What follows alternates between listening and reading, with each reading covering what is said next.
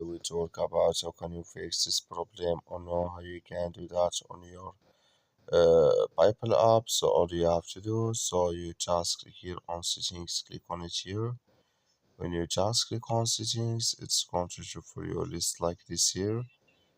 Then you go down, just keep going down here. Then you click here on apps. Then you come to apps this here. Indeed, you're looking for PayPal app or just click on search.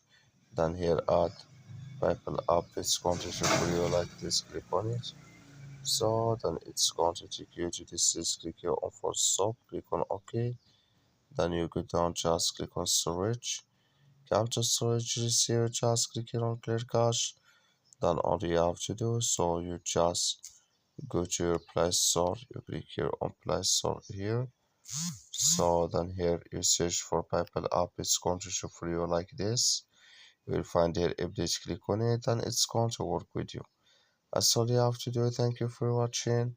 Don't forget to support us by liking, subscribe.